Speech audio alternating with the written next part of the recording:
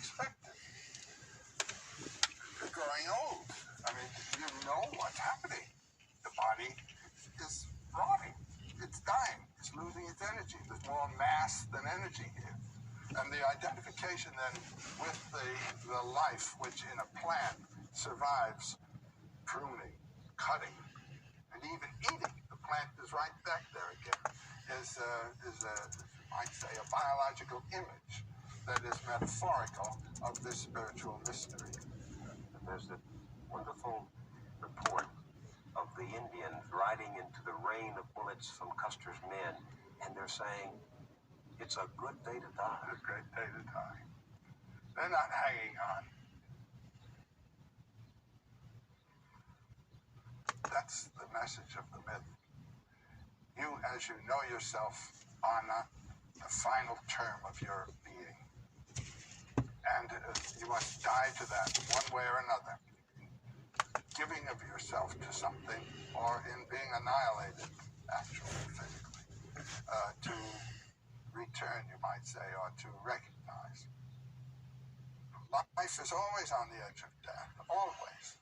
And one should lack fear and have the courage of life. That's the principal initiation of all of the heroic stories. What's the central story? Do you have a story that's central to this? The Sir Gawain and the Green Knight. The Green Knight, Arthur's court is in session, and there rides into the court on a great big green horse, a giant knight. And the knight says, I have a challenge. I have an adventure. I challenge anyone here to come down here and take this great big axe and cut my head off, and then 1 year from today, meet me at a green chapel, and you tell them roughly where the green chapel is, and I'll cut his head off.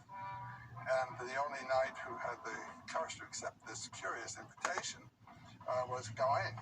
And the knight gets off his horse, picks out his neck. Gawain comes down with his axe, and there's the head. And then the knight stands up, picks up the head, gets on the horse, and rides off, says, I'll see you in here. Well, that year, everybody was very generous to Gawain, and he rides off for the year.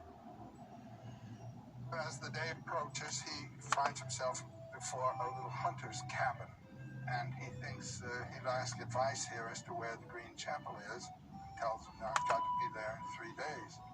And the hunter greets him, and Gawain tells his story, and the hunter says, well, the green chapel, he's just down the way here. It's about a couple hundred yards. And why don't you just spend the next 3 days with us, and we'll entertain you, and then you can go to this adventure. All right, very well. So the hunter says, well, I've got to go out for the day on the hunt. And he says, you'll spend the night with us, and then in the morning I'll go forth, and in the evening I'll come back, and I'll give everything I will have got during the day to you, and you give to me what you will have got during the day. In the morning, the hunter rides off, and Gawain's in bed, and in comes the hunter's gorgeous, beautiful wife, and she tickles Gawain's cheek and invites him to love. Well, he's an Arthur, a knight of Arthur's court, and to betray his host is the last thing that a knight can submit to. So he resists, and she's very, very aggressive, and he's very, very stern in his position. And finally she says, well, let me give you a kiss. So she gives him one big smack, and that's that. In the evening, the hunter comes back with a great haul of game, throws it on the floor, and Gawain gives him a kiss. And they laugh, and that's that. The second morning, a similar event. The wife comes in, and Gawain gives 2 kisses. And the hunter comes back with about half as much game, and he gets 2 kisses. That's that. The third morning, the wife comes in, and her body, the neck is about that head long.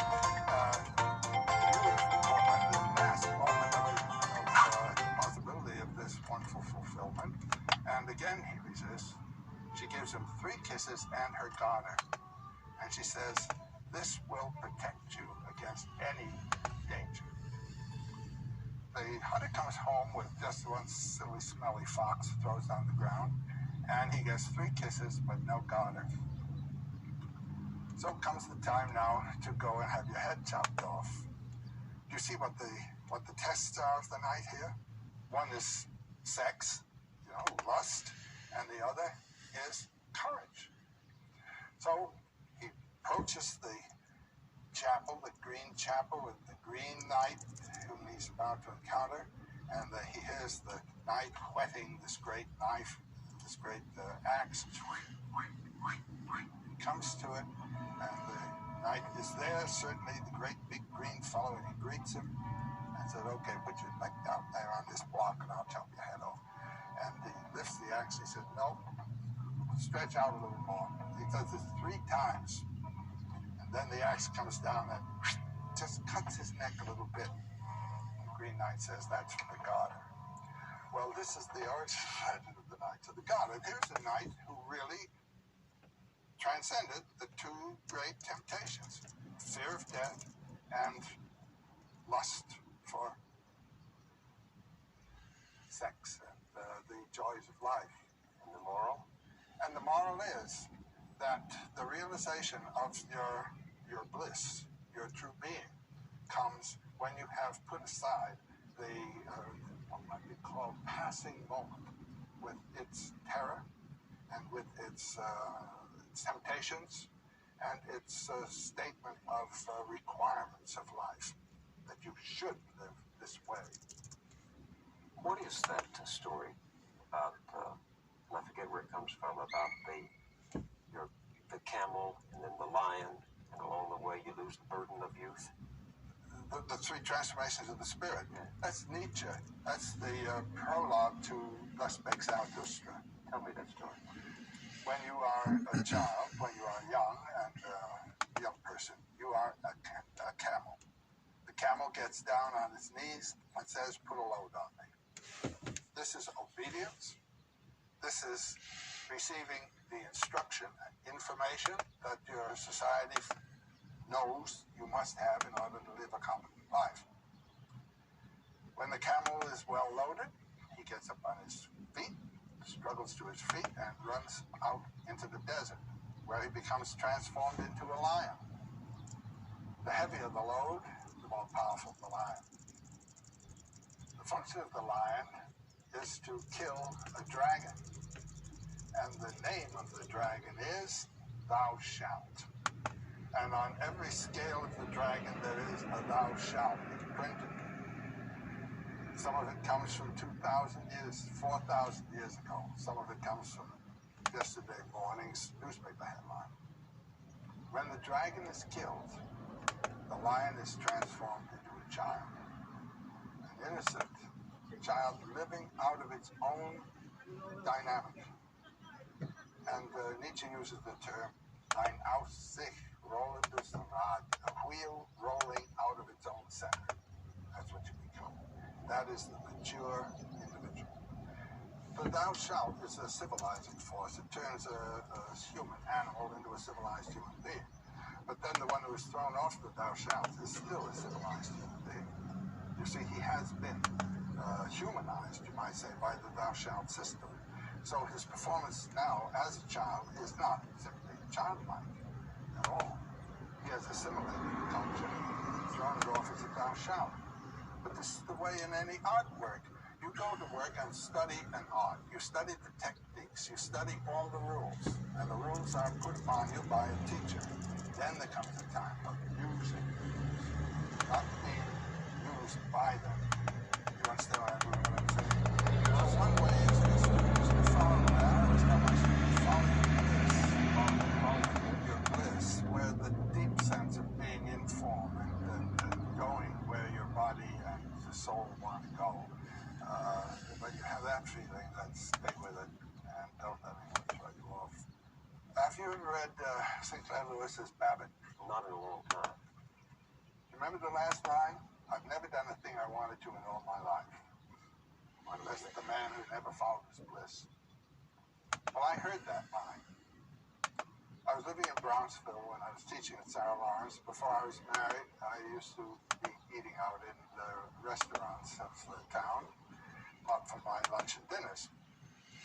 And Thursday night was mate night off in Marshville, so that all the families were out in the restaurants.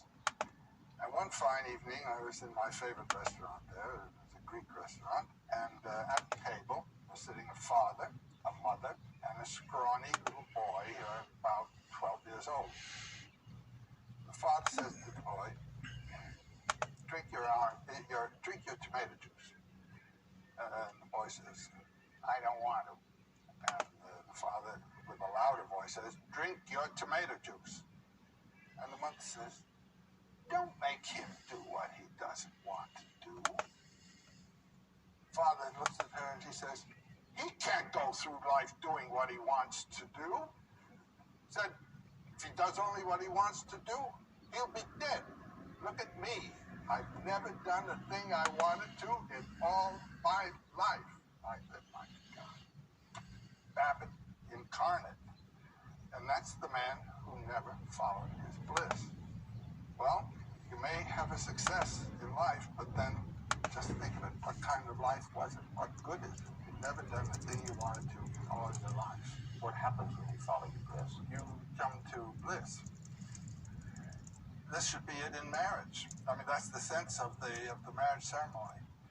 In the Middle Ages, a favorite image that occurs in many, many contexts is the wheel of fortune. There's the hub of the wheel, and there's the revolving rim of the wheel. And if you are attached to the rim of the wheel, let's say fortune, you will be either above, going down, at the bottom, or coming up. But if you are at the hub, you're in the same place all the time.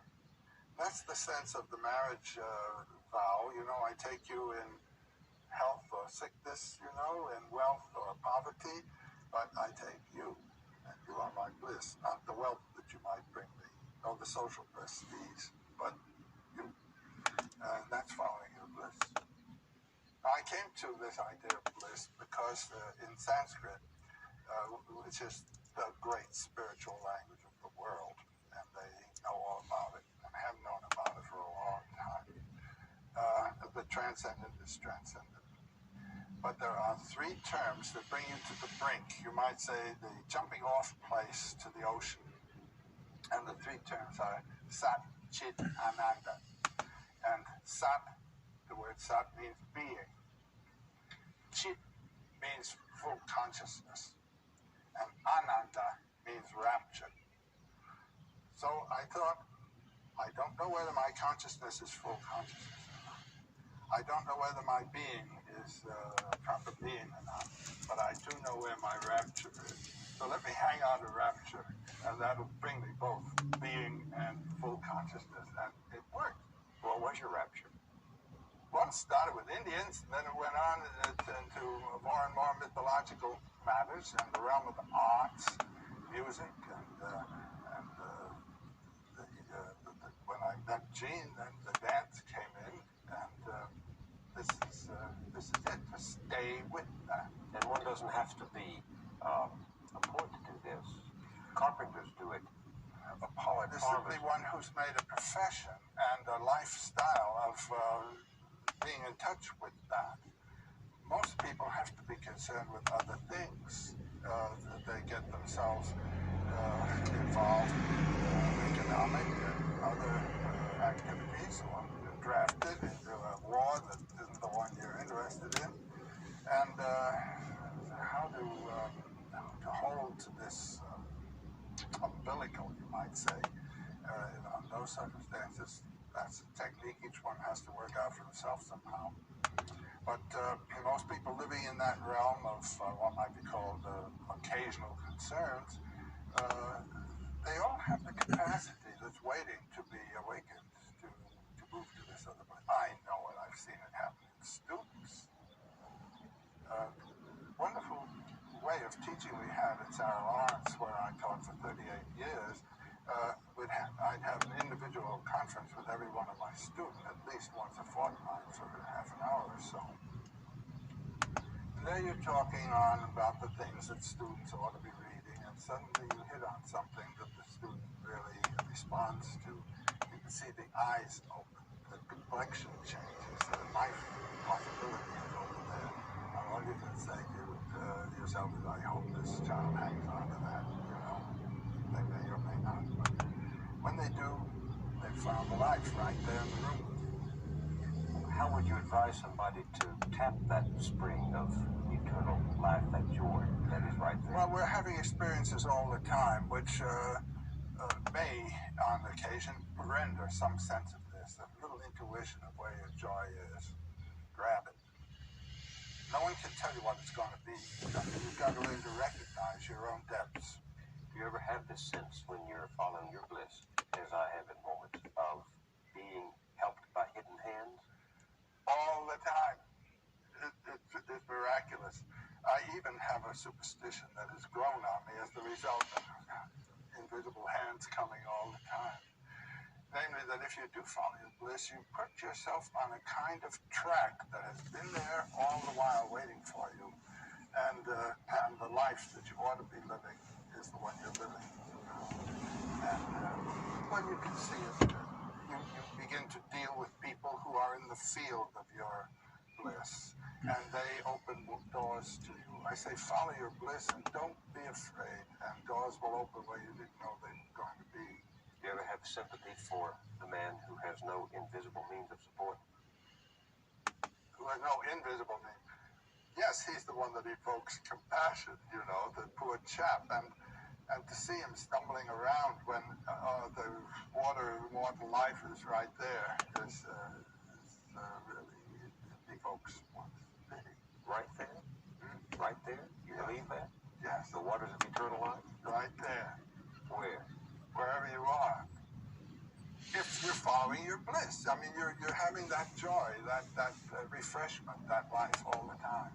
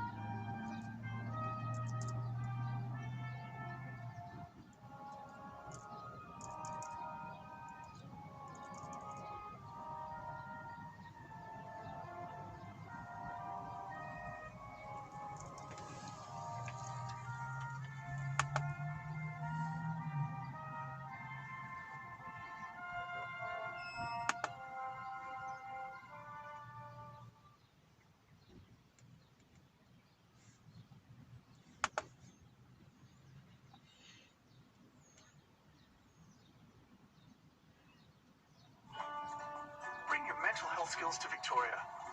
Our mental health services are growing, with more opportunities to further your career. So I get more time to help the people who need me. Authorised by the Victorian Government, Melbourne, Australia.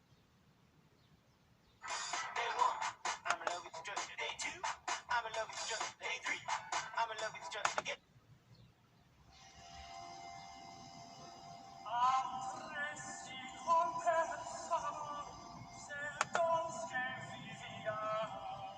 So through the eyes, love attains the heart. For the eyes are the scouts of the heart. And the eyes go reconnoitering for what it would please the heart to possess. And when they are in full accord and firm, all three in one resolve, at that time perfect love is born, from what the eyes have made welcome to the heart. For as all true troubadours know love is perfect kindness.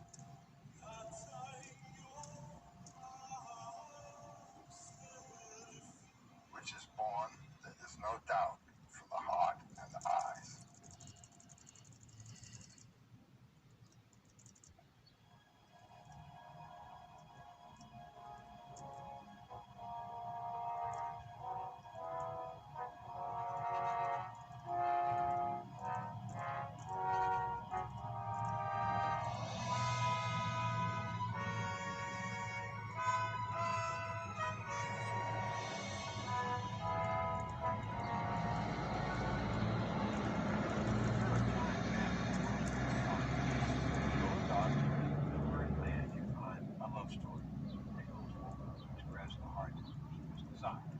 For example, the ancient Babylonian myth of Pyramus and Thisbe, two young lovers doomed by chance mistake in Pantani, or Echo and Narcissus, a tale of seduction that ends with a dagger in a broken heart. Christmas is holy. Take your pick. There are multitudes of choices. The study of the mythology of love was a favorite of Joseph Campbell. One of his best and most famous essays celebrates this universal mystery. Ask him where he would like to start, as I did during our conversation on the power of myth a quarter of a century ago, and he invariably answered, in the Middle Ages. He relished in stories of love and courtship, with noble and gentle hearts, and he somehow to transcend all lust. Because those stories helped to create a distinctive Western consciousness in time that would encourage personal challenges without turning mistakes. Love, in other words, as Joe said, could lead to revolution. Our first conversation was Skywalker Ranch, California. A weaver of fine cloth, Campbell spun the tales and legends of love, the wildest tapestry in sight. Let's talk about love. But it's such a vast subject that in mythology, if I had come to you and said, let's talk about love, but where should we begin? What would your answer have been? I think my answer would have been the troubadours in the 12th century. Let's begin there. Why the troubadours? Well, because they're the first ones in the West that really considered love in the sense that we think of it now, as a person-to-person relationship. You're talking about romantic love? Yes. It's the seizure that comes in recognizing as where your soul's counterpart in the other person. And that's what the troubadours stood for. And that has become the ideal in our lives today. What had it been before that? Well, the idea of love as Eros, the god who excites you to sexual desire, this is not the person-to-person thing of the falling in love in the way the troubadours understood it. I have a definition for Eros, the erotic biological urge as the zeal of the organs for each other, and the personal factor doesn't matter. Where did Eros come from? Well, Eros is Cupid. And in India, the god of love is Kama. And he's no Cupid. He's a big, vigorous youth with a bow and a quiver of arrows. And the names of the arrows are such things as death-bringing, agony, and open up. And really just drives this thing into you so that it's a total physiological, psychological explosion that takes place.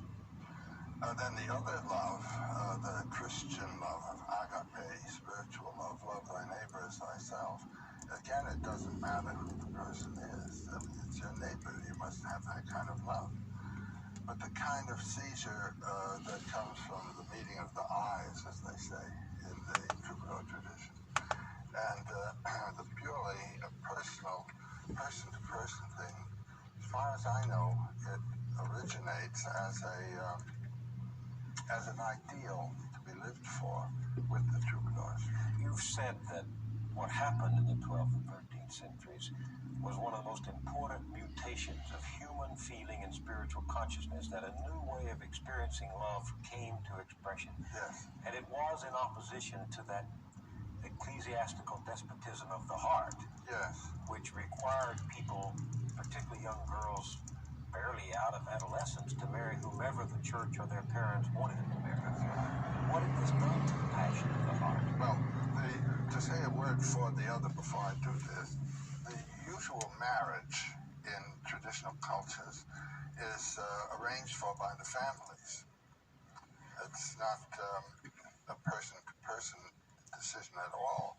And this is true to this day in many parts of the world. This is not to say that in arranged marriages of this kind there is no love. There is a lot of My love. dad There's family couldn't really love. hear very well. I couldn't hold up a conversation. I couldn't hear what people were saying. I had to physically touch him to get his attention. So in the Middle Ages, of course, that was the kind of marriage that was sanctified by the church. And so the idea of a real person-to-person marriage was very dangerous. Dangerous because it was heresy. It was not only heresy, it was adultery. And that was punishable by death. For instance, in the Tristan romance, that's the crucial romance. Tristan and Isolde. Yes. Isolde was engaged to marry King Mark. They had never seen each other. And Tristan is sent over to fetch Isolde to Mark. And Isolde's mother prepares a love potion so that the two who are to be married will have real love for each other. And these two youngsters, they think the love potion is wine, and they drink it, and then they're overtaken with this love. But Brangane, the nurse of Isolde, realized what had happened. She went to Tristan and said, "You have drunk your death." And Tristan said, "If by my death you mean this agony of love, that is my life. If by my death you mean the punishment that we are to suffer, if discovered, which is namely execution, I accept that. But if by my death you mean eternal punishment in the fires of hell, in which these people believe, I accept that too." That was quite That's big stuff. for a medieval Catholic, because they believed in a literal hell. Well, these people did. Yes. So what's the significance of what he was saying? What he was saying is that this love is bigger even than death, than pain, than anything. This is the affirmation of the pain of life in a big way. And I would choose this pain for love now, even though it might mean everlasting pain and damnation in hell. That's right. And that was a marked change in how people... Well, that is any life career that you choose in following your bliss should be chosen with that sense. Nobody can frighten me off from this thing. This is sort of the beginning of the romantic idea of the Western individual taking matters into his or her own hand. Well, absolutely. I mean, you can see there are examples in Oriental stories of this kind of thing, but it did not become a social system. It has now become the ideal, at any rate, of love in the Western world. Love from one's own experience. You're right. It's a very mysterious thing, that electric thing that happens. And then the agony that can follow, which is that which the troubadours celebrate, the agony of the love, the sickness the doctors cannot cure, the wounds that can be healed only by the weapon that delivered the wound. Meaning, Well, the wound is the wound of my passion and agony of love for this creature. And the only one who can heal me is the one who delivered the blow, so we often hurt most the person we love and heal the hurt by the love that hurt. That's something like that. That's the paradox of the show. What did you mean, Joe, when you said that the triumph of Tristan's view of love and vision of love, this beginning of romantic love in the West, was libido over credo? Well, the credo, I believe, And I believe not only in the laws, but I believe that these laws were instituted by God, and there's no arguing with God. I mean, these laws are just heavy weight on me, and disobeying those is sin, and it has to do with my eternal character. And the libido? Libido is the impulse to life. Comes from where? Comes from the heart. And the heart is what? The heart is the organ of opening up to somebody else. That's the human quality as opposed to the animal qualities, which have to do with primarily with self-interest. Opening up to that which is other is the opening of the heart. And that's as the troubadours saw it. It is the opening of the heart. I can certainly understand, though, why the church was threatened by this, because how can you have a church if everyone's libido is her own God? Why not? Why can't the church handle that? If you can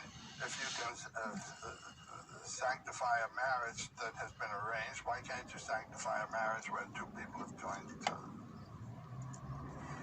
So the courage to love became the courage to affirm against tradition whatever knowledge stands confirmed in one's own experience. Why was that important in the evolution of the West? Well, it was important in that it gives the West this accent, as I've been saying, on the individual. That he should have faith in his experience and not simply mouth terms that have come to him from other mouths. I think that's the great thing in the West. The validity of the individual's experience of what humanity is, what life is, what values are, against the monolithic system. Was there some of this in the legend of the Holy Grail? Yes. Wolfram has a very interesting statement about the origin of the Grail. He says, the Grail was brought from heaven by the neutral angels. There was the war in heaven between God and Lucifer and the angelic hosts that sided one group with Lucifer and the other with God. A pair of opposites, good and evil, God and Satan. The Grail was brought down through the middle, the way of the middle, by the neutral angels. What is the Grail representing then? Well, the Grail becomes the, what we call it, that which is attained and realized by people who have lived their own lives. So, the story, very briefly, is of this, I'm giving it now as Wolfram gives it, but this is just one version. The Grail King was a lovely young man, but he had not earned that position. And the Grail represents the fulfillment of the highest spiritual potentialities of the human consciousness. And he was a lovely young man, and he rode forth from his castle with the war cry Amorbar. And as he's riding forth, a Muslim, a pagan warrior, a Mohammedan warrior, comes out of the woods at night. And they both level their lances at each other. They drive at each other. And the lance of the Grail King kills the Mohammedan, but the Mohammedan's lance castrates the Grail King. What that means is that the Christian separation of matter and spirit, of the dynamism of life and the spiritual, natural grace and supernatural grace, has really castrated nature. And the European mind, the European life has been, as it were, emasculated by this. The true spirituality, which would have come from this, has been killed. And then, what did the pagan represent? He was a person from the suburbs of Eden. He was regarded as a nature man. And on the head of his lance was written the word Grail. That is to say, nature intends the Grail. Spiritual life is the bouquet of natural life, not a supernatural thing imposed upon it. And so, the impulses of nature are what give authenticity to life. Not obeying rules come from a supernatural authority. That's the sense of the Grail. And the grail that these romantic legends were searching for is the union, once again, of what had been divided. The peace that comes from joining. The Grail becomes symbolic of an authentic life that has lived in terms of its own volition, in terms of its own impulse system, which carries it between the pairs of opposites of good and evil, light and dark. Wolfram starts his epic with a short poem saying every act has both good and evil results. Every act in life yields pairs of opposites in its results. The best we can do is lean toward the light as they intend the light. And what the light is that of the harmonious relationships that come from compassion with suffering, understanding of the other person. This is what the Grail's about. When we say God is love, does that have anything to do with romantic love? Does mythology ever link romantic love and God? Well, that's what it did do. Love was a divine visitation, and that's why it was superior to marriage. That was the troubadour idea. If God is love, well then love is God. Okay. There's that wonderful passage in Corinthians by Paul where he says, love beareth all things, endureth all things. Well, that's the same business. Love knows no pain. And yet, one of my favorite stories of mythology is out of Persia, where there's the idea that Lucifer was condemned to hell because he loved God so much. Yeah, that's a basic Muslim idea about Iblis. That's the Muslim name for Satan, being God's greatest lover. Why was Satan thrown into hell? Well, the standard story is that when God created the angels, he told them to bow to none but himself. Then he created man, whom he regarded as a higher form than the angels, and he asked the angels then to serve man. And Satan would not bow to man. Now, this is interpreted in the Christian tradition, as I recall from my boyhood instruction, as being the egotism of Satan. He would not bow to man. But in this view, he could not bow to man because of his love for God. He could bow only to God. And then God says, get out of my sight. Now, the worst of the pains of hell, so far as hell has been described, is the absence of the beloved, which is God. So how does Iblis sustain the situation in hell? By the memory of the echo of God's voice when God said, go to hell. I think that's a great sign of love. That's certainly true in life, that the greatest hell one can know is to be separated from the one you love. Yeah. That's why I've liked the Persian myth for so long. Satan as God's lover. Yeah. And he is separated from God, and that's the real pain of Satan. You once took the saying of Jesus, love your enemies and pray for those who persecute you, so that you may be sons of your Father who's in heaven, where he makes the sun to rise on the evil and the good and sends rain on the just and the unjust. You once took that to be the highest, the noblest, the boldest of the Christian teachings. Do you still feel that? Well, I think the main teaching of Christianity is love your enemies. Hard to do. No, well, that's it. When Peter drew his sword and cut off the servant's ear there in the Gethsemane affair, and Jesus said, put up your sword, Peter, and put the ear back on. Peter has been drawing his sword ever since. And one can speak about Petrine or Christianity in that sense. And I would say that the main doctrine of Christianity is the doctrine of agape, of the true love for him who is your enemy. How does one love one's enemy without condoning what the enemy does? Accepting his aggression.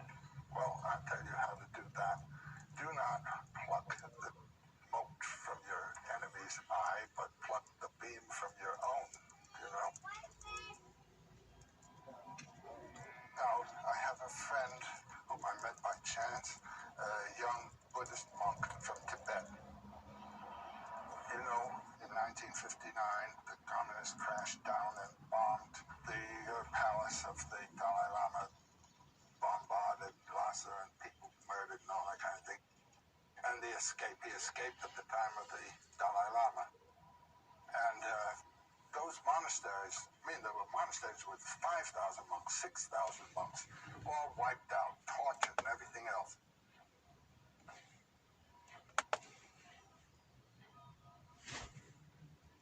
I haven't heard one word of incrimination of the Chinese from that young man. There is absolutely no condemnation of the Chinese here. And you hear this from the Dalai Lama himself. You will not hear a word of condemnation. This recognition of the way of life through which that vitality of the spirit is moving in its own way. These men are sufferers of terrific violence, and there's no animosity.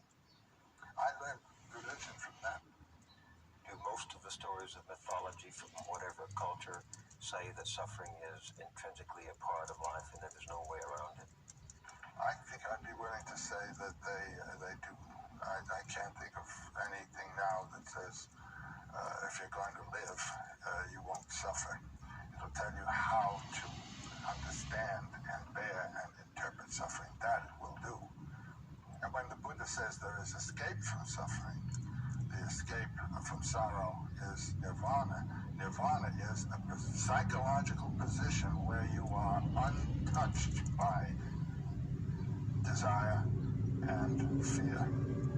But is that realistic? Does that happen? Yes, certainly. And your life becomes one. Harmonious, well-centered, and affirmative of life. Even with suffering. Exactly. There's a passage in Paul's epistle to the Philippians, isn't there? Be as Christ, for Christ did not think godhood something to be hung on to be clung to, but let go and came down and took life in the form of a servant even unto death. Let's say, come in and accept the suffering and affirm it. So you would agree with Abelard in the 12th century who said that Jesus' death on the cross was not as ransom paid, as a penalty applied, but it was an act of at-one-ment, atonement, at one with the race. That's the most sophisticated interpretation of why Christ had to be crucified. Abelard's idea was that this is connected with the Grail King and everything else, that the coming and of Christ to be crucified, and illustrating thus the suffering of life, removes man's mind from commitment to the things of this world in compassion. It's in compassion with Christ that we turn to Christ. And so the injured one becomes the Savior. It is the suffering that evokes the humanity of the human heart. So you would agree with Abelard that mankind yearning for God and God yearning for mankind in compassion met at that cross. Yes, and by contemplating the cross, you are contemplating the true mystery of life. And that love for this experience, no matter how horrific the experience, they love for it. So there's joy and pain in love. Yeah, there is. The love, you might say, is the burning point of life, and since all life is sorrowful, so is love. And the stronger the love, the more that pain, but love bears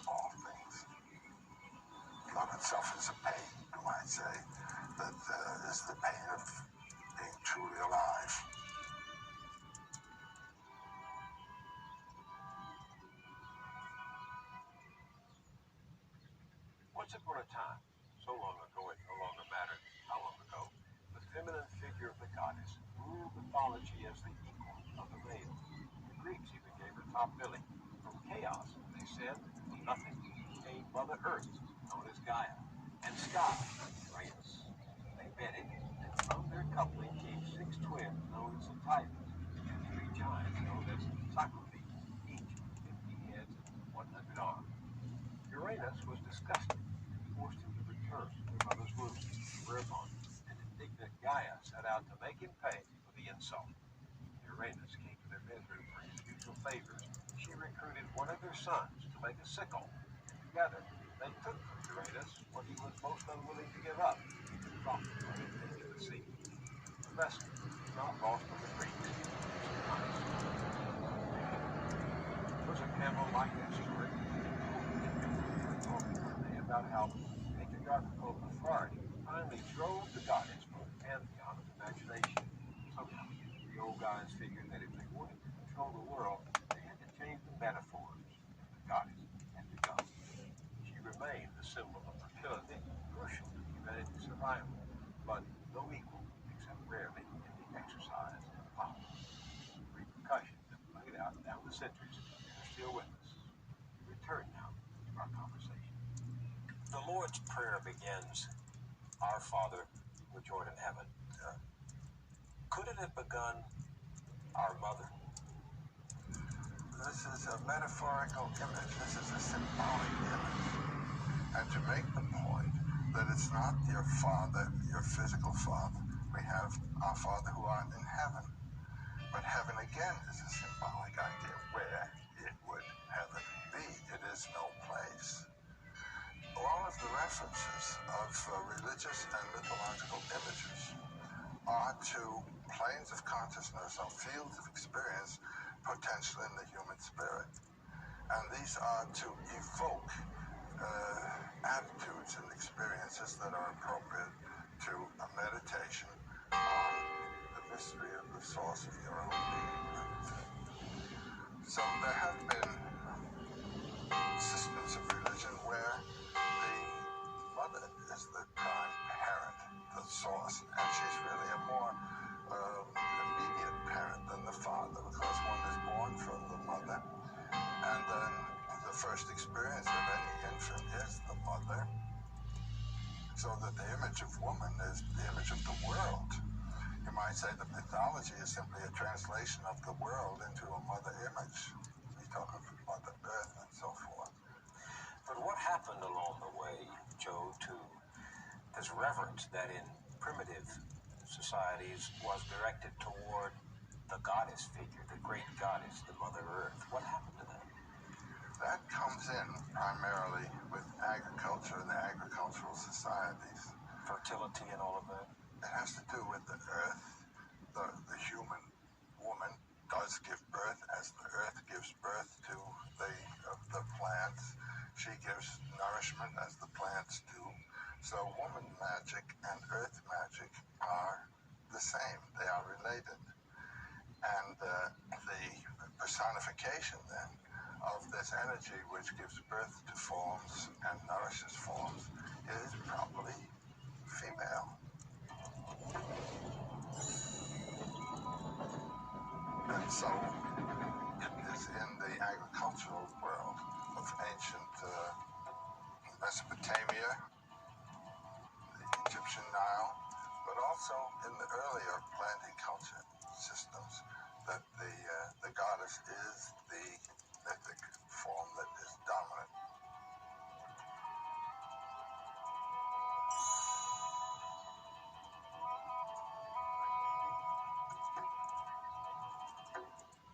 Because of this obvious perception of creation, issue. That's right. And when you have a goddess as the creator, it's her own very body that is the universe. She is identical with the universe. And in Egypt, you have the Mother Heavens, Nut, the goddess Nut, is represented as the whole heavenly sphere. I was really taken when we went to Egypt upon first seeing the figure of Nut. in the ceiling of one of those temples. Yes, I know the temple. It's overwhelming. Yes. There's one scene of her swallowing the sun. The idea is that she swallows the sun in the west and gives birth to the sun in the east, and it passes through her body at night. And so she is the heavens. So it would be natural for people trying to explain the wonders of the universe to look to the female figure as the explanation for what they saw in their own lives. Not only that, but then when you move to a philosophical point of view, the female represents what in Kantian terminology we call the forms of sensibility. The female represents time and space itself. She is time and space. And the mystery beyond her is beyond pairs of opposites. So it isn't male and it isn't female, and neither is nor isn't. But everything is within her, so that the gods are her children. Everything you can think of, everything you can see, is the production of the goddess. Oh, this is a wonderful story. The Vedic gods are together, and they see a strange sort of amorphous thing down the way, like a kind of smoky fog. And they say, "What's that?" I don't know what it is. And Agni, the god of fire, says, "I'll go find out who that is." So he goes up to this smoky thing, and he says, "Who are you?" And from the smoky thing, the voice